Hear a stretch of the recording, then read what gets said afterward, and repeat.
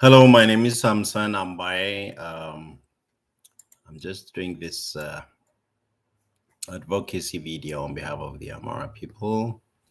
Um, so I'm advocating in favor of arms embargo advocacy against the government of Abiy Ahmed in order to protect uh, civilians, churches, monasteries, religious sites, hospitals, civilian places, infrastructures, schools and hospitals, so on and so forth. So I'm again doing this video as a call for immediate international action. Um, the human cost is the main factor that's making me do this video. I'd like to start by saying hello. Hi, everyone, distinguished members of the international community, esteemed colleagues, fellow advocates for human dignity. I stand before you today as a voice for the Amhara people, the civilians who are being killed in their churches and homes, the children who will never return to school uh, as long as the Abiy Ahmed regime is there, the families who sought sanctuary in houses of worship only to find death. The world is witnessing right now an egregious violation of the most fundamental principles of international law. A government turning the very weapons meant to defend its citizens into instruments of their destruction. Drones circle overhead to terrorize, fighter jets drop bombs on hospitals, churches, and monasteries. Heavy weapons designed for battlefields are unleashed on residential neighborhoods, schools, churches, and monasteries. This is not collateral damage. This is systematic abuse. This is the death throes of a dictatorship that has lost legitimacy in Ethiopia. Also lost the conventional war to the Fano forces. And now wage war on its own people.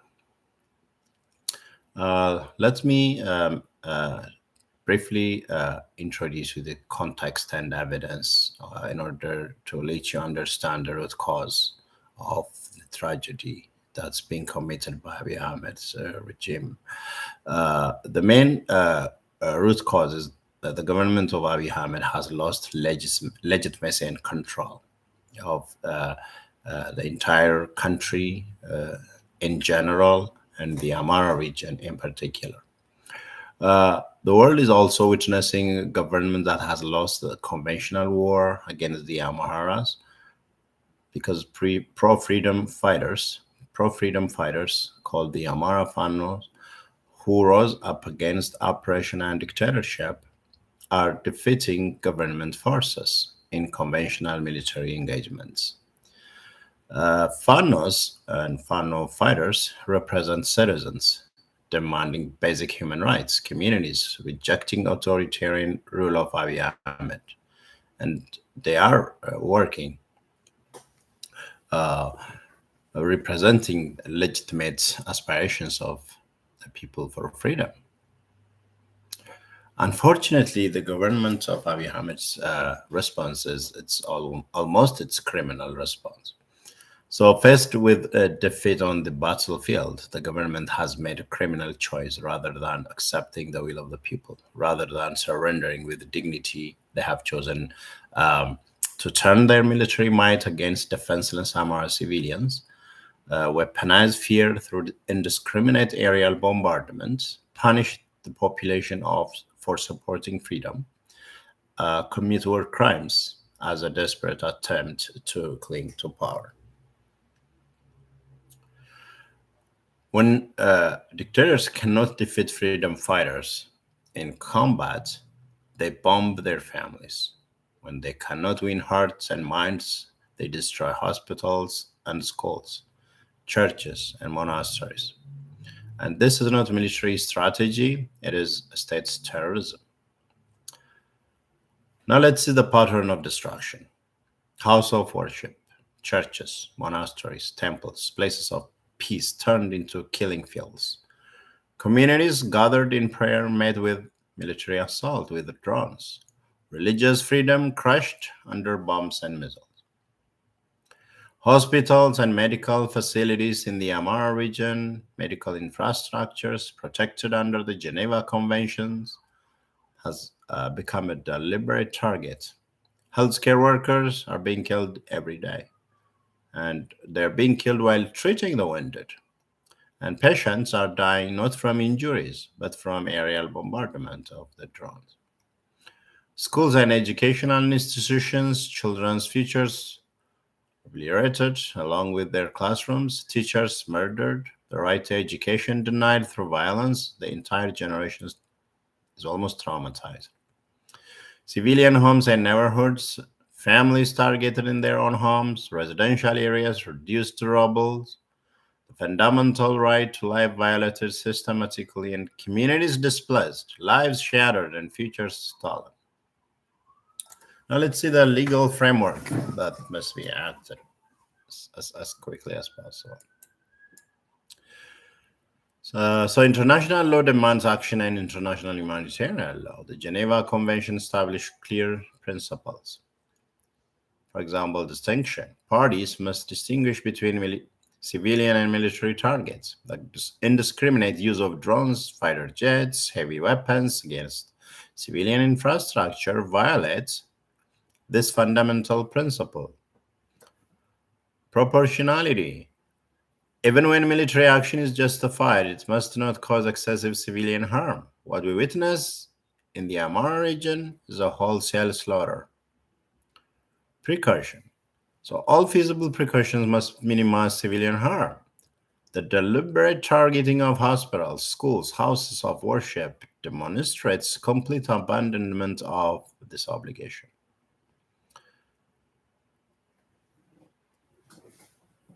The responsibility to protect. The international community has accepted that being a government is not a license to massacre.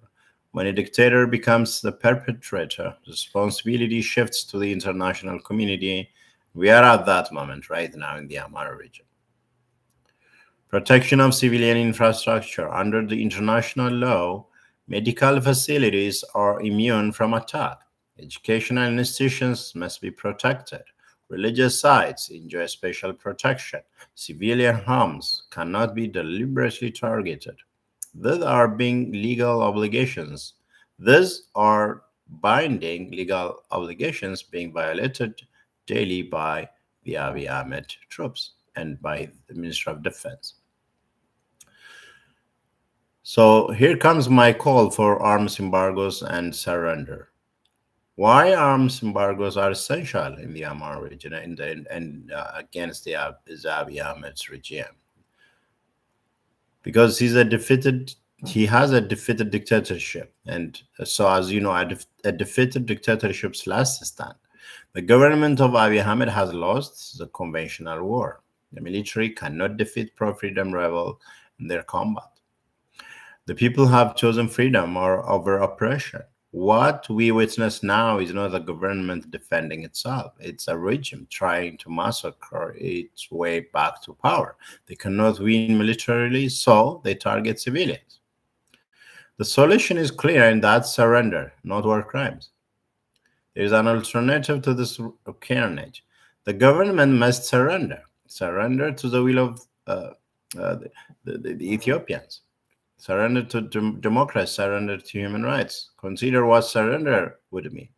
Immediate end to civilian casualties, preservation of critical infrastructure, opportunity for peaceful transition, accountability through legal processes, national reconciliation instead of national destruction, and a future for the country. Continuing to provide weapons to this government is not supporting stability. It's enabling a dictatorship to commit war crimes rather than accept democratic change. So the criteria for embargo are met. For example, systematic targeting of civilian populations, the pattern established and it's undeniable. Attacks on protected sites, hospitals, schools, churches, monasteries, war crimes are well documented. Disproportionate use of force is well manifested. Heavy weapons, fighter jets, armored drones deployed against civilians.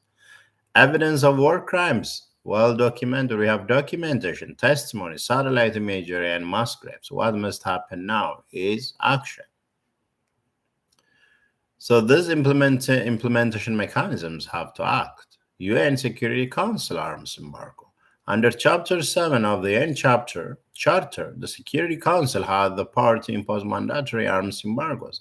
Historical precedents include Libya in 2011 and South Sudan. So in Ethiopia, we need immediate Security Council resolution imposing comprehensive arms embargo against Abiy Ahmed's regime. Establishment of sanctions committee, asset freeze, and travel bans for individuals ordering attacks. The Prime Minister, the uh, the Minister of Defense, and the Chief Army of Staff. So IC referral for war crimes investigation is another uh, action that we look for from the international community. So regional and unilateral actions. The African Union invoke Article 4H of the Constitutive Act, right to intervene in grave circumstances. Activate the African Peace and Security Council. Implement African Union arms embargo through member state compliance. Deploy African Union observers and peacekeepers. Suspend the government of Abiy Ahmed AU and IGAD role under Article 30 for unconstitutional war crimes. Support Africa-led mediation for peaceful transition. Coordinate with regional economic communities for enforcement. Provide continental legitimacy to international embargo efforts. The European Union invoke common foreign and security policy mechanisms. Implement comprehensive arms embargo. Freeze defense cooperation and agreements. The United States, please apply Arms Export Control Act, enforce Leahy law provisions, and lead coalition efforts for international embargo. China and Russia, please recognize the humanitarian imperative as Security Council member. Seize all arms transfers and military cooperation. Support international monitoring mechanisms. And other nations, particularly the United Arab Emirates and Belarus and other countries who are financing Abiy Ahmed and selling him deadly killer drones and fighter jets. Implement national arms embargo legislation. Refuse overflight and port access for weapons shipments. Support international investigations. So we need also overcoming political obstacles. To those who cite geopolitical interests, the answer is no strategic interest justifies complicity in the murder of civilians. No economic benefit can wash the blood from our hands. To those who question enforcement, difficulty is not an excuse for inaction. We must deploy international monitors, use satellite technology, impose secondary sanctions, and prosecute arms traffickers. To countries such as the United Arab Emirates, Belarus, and other countries who are supplying Abiy Ahmed with finance and weapons with economic interests, whether the value of profit measured against human lives, the arms industry cannot be allowed to profit from atrocity. Now let's see the technology factor. Let's take drones. Precision weapons used for indiscriminate killing market as reducing civilian casualties, but evidence shows in the case of the Amhara region and Abiy Ahmed's misusing of these weapons, deliberate targeting of non-combatants, the psychological terror of constant surveillance, need for specific prohibition on armored drone technology transfer, fighter jets, and heavy weapons.